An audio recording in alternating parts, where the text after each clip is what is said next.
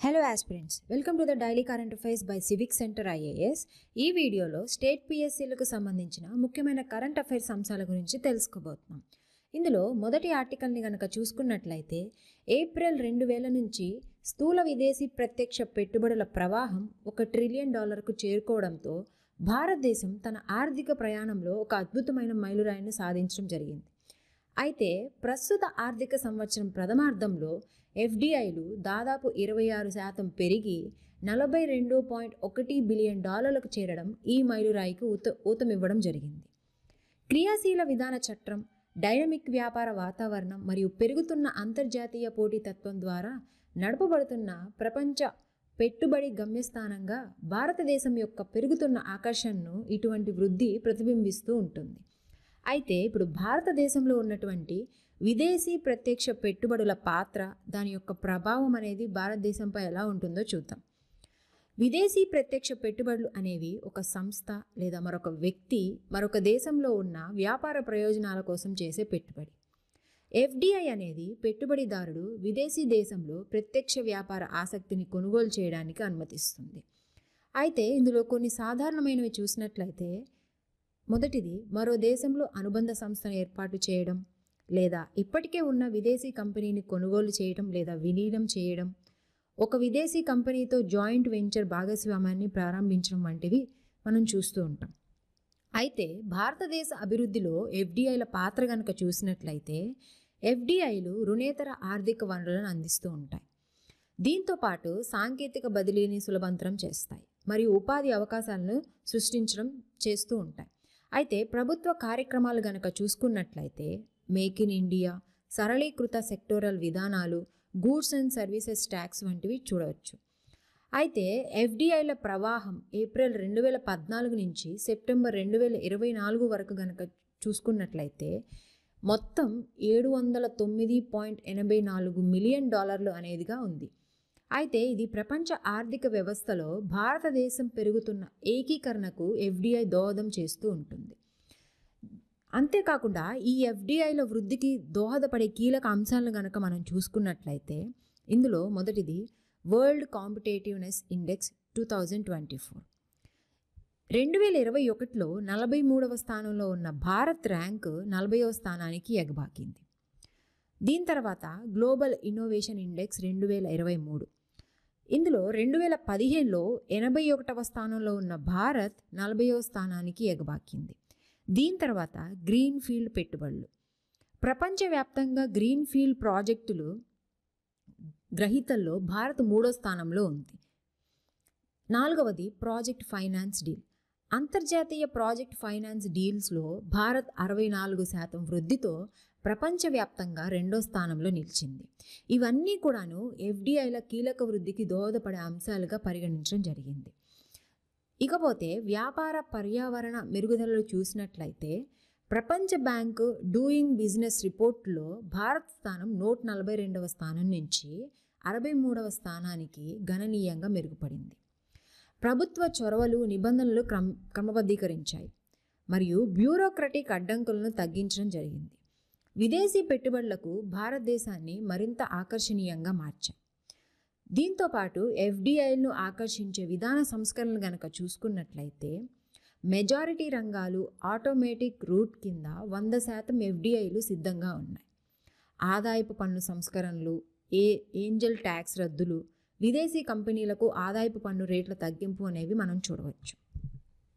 ఇకపోతే రెండవ ఆర్టికల్ విషయానికి వస్తే, కూరగాయలతో సహా ఆర్థిక పదార్థాల ధరలు తగ్గుముఖం పట్టడంతో రిటైల్ ద్రవ్యోల్బణం అక్టోబర్లో 14 నెలల గరిష్ట స్థాయి 6.21% చేరుకున్న తరువాత నవంబర్లో 3 నెలల కనిష్టానికి 5.48% తగ్గిందని నేషనల్ స్టాటిస్టిక్స్ ఆఫీస్ విడుదల చేసిన గణాంకాలు చెప్తున్నాయి.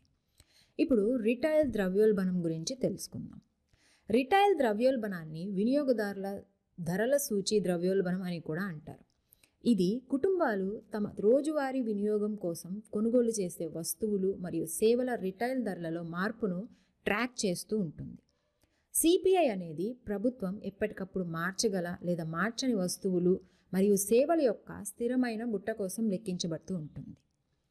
Ministry of statistics and programme implementation ఆధ్వర్యంలో నేషనల్ స్టాటిస్టికల్ ఆఫీస్ విడుదల చేసిన ఈ నివేదికలో గ్రామీణ, పట్టణ, ఉమ్మడి రంగాలకు సంబంధించి అఖిల భారత రాష్ట్రాల వారీగా సిపిఐని క్రోడీకరించడం జరిగింది.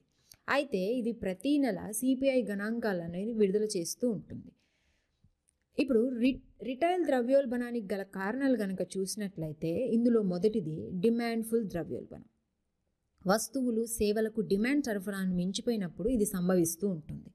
రెండవది కాస్ట్ పుష్ ద్రవ్యోల్బణం. ఇందులో ఉత్పత్తి వ్యయం పెరిగినప్పుడు వ్యాపారాలు ధరలను పెంచడానికి దారితీస్తూ ఉంటుంది. మూడవది ద్రవ్య విధానం.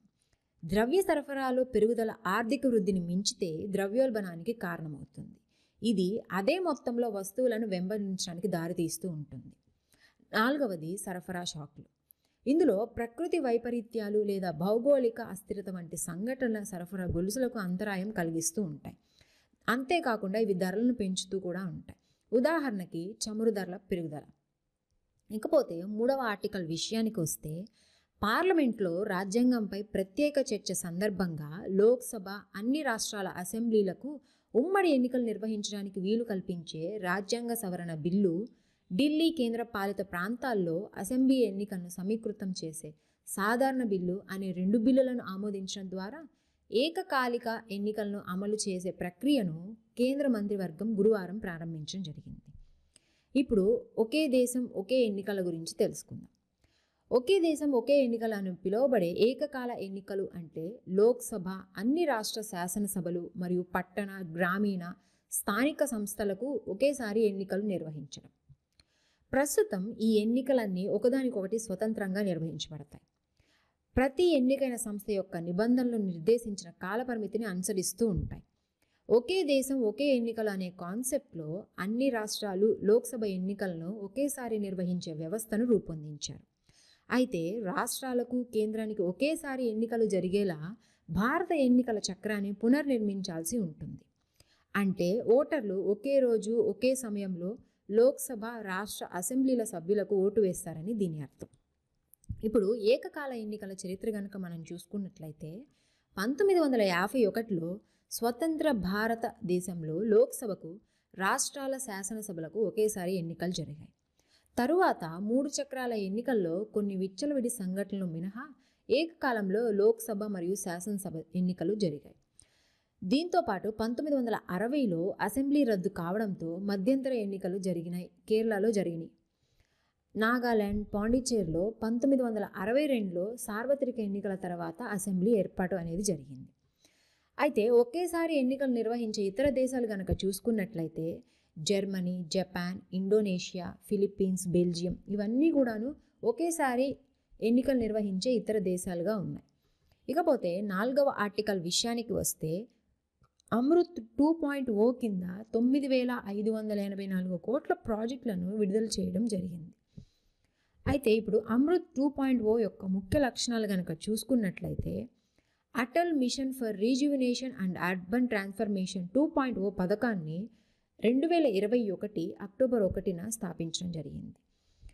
ఇవి అన్ని యుఎల్బీలు నగరాల్లో ప్రారంభించారు. ఇది నగరాలను స్వావలంబన మరియు నీటి భద్రతగా మార్చడానికి వీలు కల్పిస్తూ ఉంటుంది. 500 అమృత్ నగరాల్లో మురుగునీటి పారుదల మరియు సేఫ్టేజ్ నిర్వహణ యొక్క సార్వత్రిక కవరేజీని అందించడం అమృత్ 2.0 యొక్క ప్రధాన దృష్టి ప్రాంతాల్లో ఒకటి. అయితే ఇప్పుడు Atal mission for rejuvenation and urban transformation 2.0 గురించి తెలుసుకుందాం. దీని యొక్క లక్ష్యం సార్వత్రిక మురుగునీటి పారుదల, సెప్టేజ్ నిర్వహణ, జలవనరుల పునరుద్ధరణ, హరిత ప్రదేశాల అభివృద్ధి, నీటి నిర్వహణకు సాంకేతిక పరిజ్ఞానాన్ని వినియోగించడం ద్వారా నగరాలను స్వావలంబన, నీటి భద్రతగా మార్చడం దీని యొక్క ప్రధాన లక్ష్యం. అయితే దీని యొక్క వ్యయం చూసుకున్నట్లయితే 5 ఏళ్లకు 2,99,000 కోట్ల రూపాయలు అనేది ప్రభుత్వం వెచ్చిస్తూ ఉంటుంది. అయితే ఇందులో ఉన్న కీలక భాగాలను కనుక మనం చూసుకున్నట్లయితే, మొదటిది మురుగునీటి పారుదల మరియు సెప్టేజ్ నిర్వహణ. రెండవది జలవనరుల పునర్జీవనం. ఇందులో జలవనరులు, ఇతర సహజ వనరుల పునరుద్ధరణ అనేది జరుగుతుంది. మూడవది green spaces and parks development. ఇందులో అర్బన్ గ్రీన్ స్పేస్ల ప్రోత్సాహం అనేది జరుగుతుంది. నాలుగవది టెక్నాలజీ సబ్మిషన్. నీటి నిర్వహణలో ఆధునిక సాంకేతిక పరిజ్ఞానాన్ని వినియోగించడం అనేది ఇందులో జరుగుతుంది.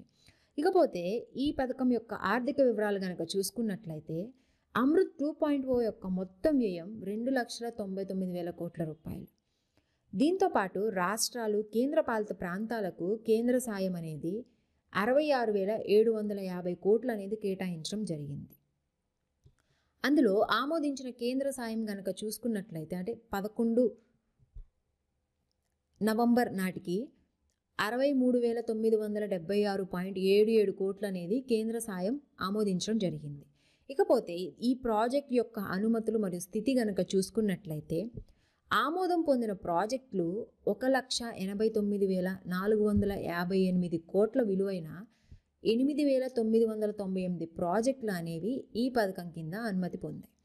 అయితే ఇప్పటి వరకు అప్పగించిన ప్రాజెక్టులు కనుక చూసుకున్నట్లయితే 85,114 కోట్ల విలువైన 4,916 ప్రాజెక్టులు అనేవి ఇప్పటి వరకు అప్పగించడం జరిగింది. దీంతోపాటు డీటెయిల్డ్ ప్రాజెక్ట్ రిపోర్ట్లు అనేవి 1,198 ప్రాజెక్టులు అనేవి డిపిఆర్ దశలో ఉన్నాయి. దీంతోపాటు రాష్ట్రాలు, కేంద్రపాలిత ప్రాంతాలకు విడుదల చేసిన నిధులు కనుక చూసుకున్నట్లయితే 11,756.13 కోట్లు అనేది విడుదల చేయడం జరిగింది. అయితే ఇప్పటి వరకు 23,016 కోట్ల విలువైన పనులు అనేవి పూర్తవటం జరిగాయి. దీంతోపాటు ఈ పథకం యొక్క మార్గదర్శకాలు మరియు పర్యవేక్షణ కనుక చూసుకున్నట్లయితే ఇందులో మొదటిది రాష్ట్ర హై పవర్ స్టీరింగ్ కమిటీలు. ఇందులో రాష్ట్ర, కేంద్రపాలిత ప్రాంతాల స్థాయిలో పర్యవేక్షణకు ప్రభుత్వ ప్రధాన కార్యదర్శి నేతృత్వం వహిస్తూ ఉంటారు. రెండవది స్టేట్ లెవెల్ టెక్నికల్ కమిటీస్. ఇందులో SHPSCకి సాంకేతిక సహకారం అందిస్తూ ఉంటుంది. మూడవది అపెక్స్ కమిటీ. అమృత్ 2.0 యొక్క అమలులను సమీక్షించి ఇది పర్యవేక్షిస్తూ ఉంటుంది. నాలుగవది ఇండిపెండెంట్ రివ్యూ అండ్ మానిటరింగ్ ఏజెన్సీలు. ఇందులో రాష్ట్రాలు, కేంద్రపాలిత ప్రాంతాల్లో పనులను అంచనా వేయటం జరుగుతూ ఉంటుంది. ఐదవది పురోగతి పర్యవేక్షణ. ఇందులో భాగంగా వీడియో కాన్ఫరెన్స్లు, వెబినార్లు, సైట్ సందర్శనలు మరియు ఆన్లైన్ పోర్టల్స్ ద్వారా క్రమం తప్పకుండా సమీక్షలు అనేవి నిర్వహించడం జరుగుతుంది. ఆరవది స్టేట్ వాటర్ యాక్షన్ ప్లాన్. రాష్ట్రాలు, కేంద్రపాలిత ప్రాంతాలు 2 ఏళ్లలో స్వాప్ను పూర్తిగా ఆమోదం పొందాల్సి ఉంటుంది. అయితే ఈ పథకానికి ఉన్నటువంటి సవాళ్లు కనుక చూసుకున్నట్లయితే కొన్ని రాష్ట్రాలు లేదా కేంద్రపాలిత ప్రాంతాలు కేటాయించిన CA కోసం తమ స్వాప్లలో 90% ఇంకా ఆమోదం పొందలేదు. ఇకపోతే 5వ ఆర్టికల్ విషయానికి వస్తే వాయు నాణ్యత నిర్వహణ కమిషన్లో పర్యావరణ, వ్యవసాయ సంబంధిత నిపుణులనే సభ్యులుగా నియమించాలని కేంద్ర ప్రభుత్వానికి సుప్రీంకోర్టు సూచించడం జరిగింది. వారు సలహాలు ఇచ్చే స్థాయిలో ఉండాలని స్పష్టం చేసింది. ఈ కమిషన్కు మాజీ జడ్జి నేతృత్వం వహించాల్సిన అవసరం లేదని జస్టిస్ అగస్టిన్ జార్జ్ మహేస్తెల్తో కూడిన ధర్మాసనం అభిప్రాయం చెప్పబడింది. అయితే రీసెంట్గా WHO వెల్లడించిన వాయు కాలుష్య నివేదిక కనుక చూసినట్లయితే కాలుష్యం వల్ల ఏడాదికి 1.5 మిలియన్ల మంది చనిపోతున్నారు. WHO ఓ ప్రామాణిక గాలిలో భారతీయులెవరూ నివసించడం లేదని ప్రపంచ ఆరోగ్య సంస్థ సిఫార్సు చేసిన స్థాయిల కంటే వార్షిక సగటు కాలుష్య స్థాయిలు తక్కువ ఉన్న ప్రాంతాల్లో నివసిస్తున్నారని చెప్పి పేర్కొంది. అయితే PM 2.5 అధిక స్థాయిలో సంవత్సరానికి 1.5 మిలియన్ల మరణాలతో ముడిపడి ఉందని లాన్సెట్ ప్లానెట్ హెల్త్లో ఇటీవల ప్రచురించిన ఓ అధ్యయనం తెలిపింది. ఇప్పుడు national ambient air quality standards గురించి తెలుసుకుందాం. వాయు చట్టం కింద కేంద్ర కాలుష్య నియంత్రణ మండలికి ఇచ్చిన ఆదేశాల ప్రకారం గాలి నాణ్యతకు ప్రమాణాలను నిర్ణయించే అధికారం ఉంది.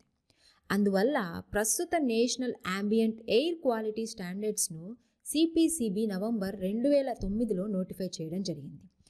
దీనికి ముందు భారతదేశం 1994లో ఎయిర్ క్వాలిటీ ప్రమాణాలను నిర్దేశించి తరువాత దీనిని 1998లో సవరించడం జరిగింది. 2009 ప్రమాణాలు కాలుష్య కారకాలకు గరిష్టంగా అనుమతించిన పరిమితులను మరింత తగ్గించాయి. అంతేకాకుండా దేశవ్యాప్తంగా ప్రమాణాలను ఒకే విధంగా చేశాయి.